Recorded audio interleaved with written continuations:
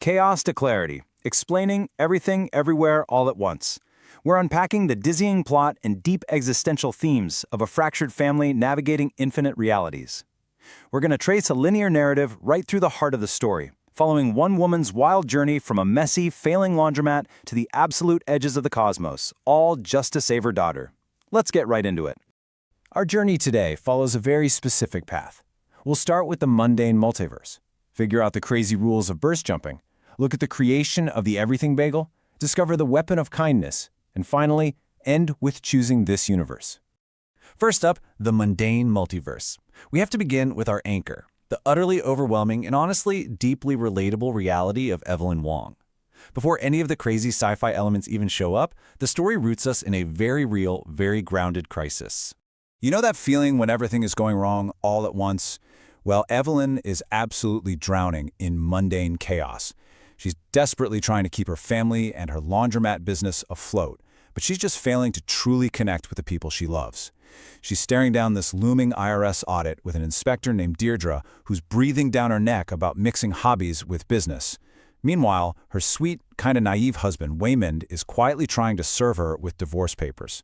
On top of all that, her incredibly demanding father, Gong Gong, has just arrived from China, and Evelyn is absolutely terrified to tell him that her daughter, Joy, is dating a woman named Becky. Evelyn is basically spinning plates, completely disconnected from her family and trapped in an exhausting cycle of what she calls washing machines and taxes. And that brings us to the rules of verse jumping. Suddenly, the sci-fi absurdity just completely breaks through, and we've got to learn the rules of how this bizarre universe operates. Right in the middle of a tense elevator ride at the IRS building, Evelyn's husband, Waymond, completely changes his demeanor, totally shifts.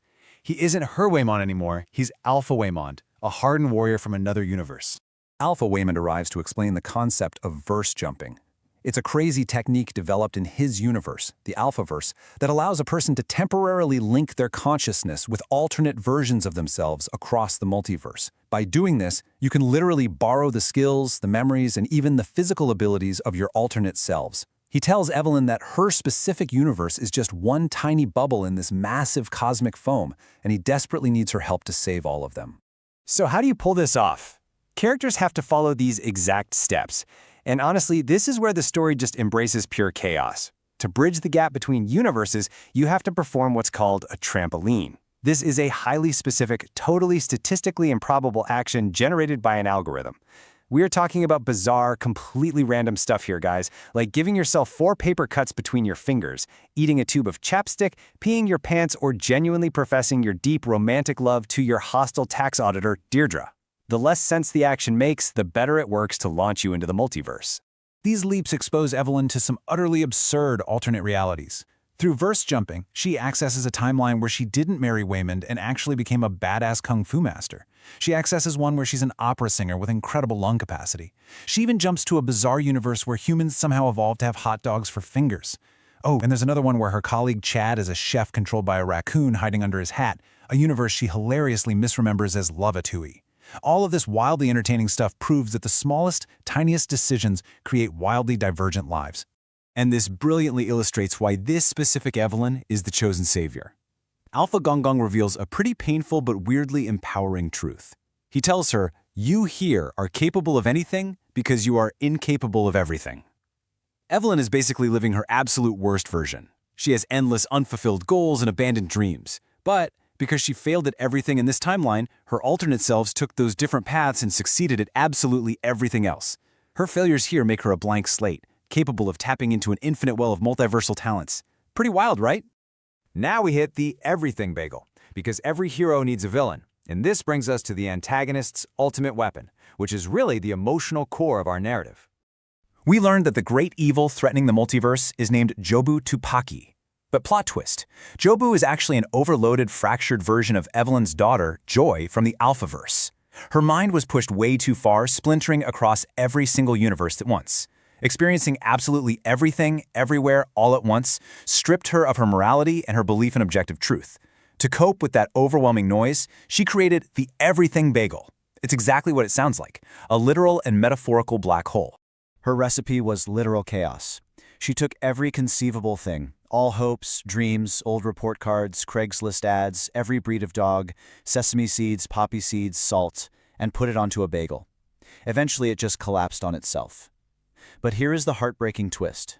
Jobu didn't build this bagel to destroy the multiverse. No. She built it to destroy herself. She built it to see if, by walking into it, she could finally escape the cage of life and her own profound pain. She's just looking for an Evelyn who can see what she sees, so she doesn't have to walk into the darkness alone. So the crucial point here is Jobu's deep nihilism. When you can see every single possibility, everything just becomes a random rearrangement of particles. If nothing matters, then the crushing pressure of living an unfulfilled life and the agonizing pain of not being enough for her mother, it all vanishes. She wants Evelyn to just let go and embrace this void with her. Which leads us to the weapon of kindness. This sets the perfect stage for the true climax of our narrative. It's a battle not of martial arts, but of competing philosophies. Here, Jobu's destructive nihilism, the idea that nothing matters so we should just give up, clashes directly against Wayman's radical optimism, which says nothing matters so we have to be kind. Wayman, who Evelyn previously viewed as weak and naive, steps in to stop the fighting. Both Jobu and Wayman look at the exact same chaotic, meaningless universe, but while Jobu's response is to give up and destroy, Wayman's response is to fight back with empathy. Wayman's desperate plea really cuts through all the noise of the multiverse. He admits he is just as confused and terrified as everyone else, but reveals that his kindness isn't a weakness at all. It's actually a deliberate survival tactic in a cruel, terrifying world. He considers himself a warrior who just fights in a very different way.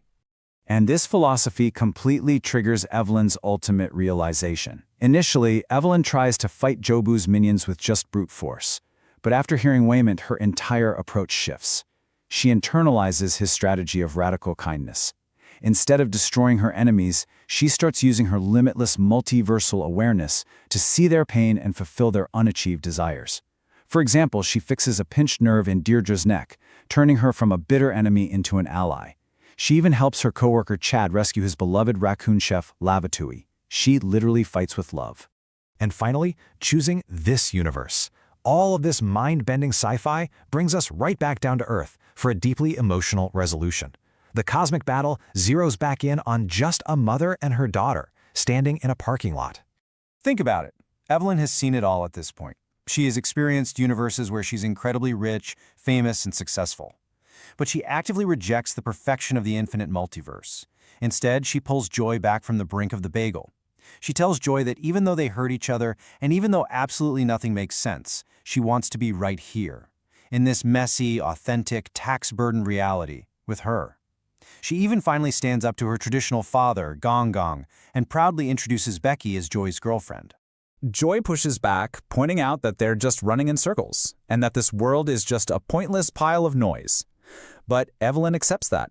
She accepts that life is a whirlwind of confusion and pain, but she chooses to cherish those fleeting, minimal particles of time where true connection happens.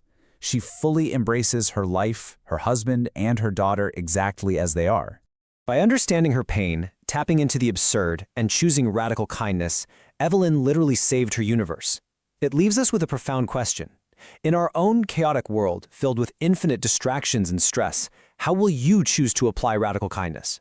How will you find meaning in your own tiny particles of time today? Keep that in mind next time you're stuck doing your taxes.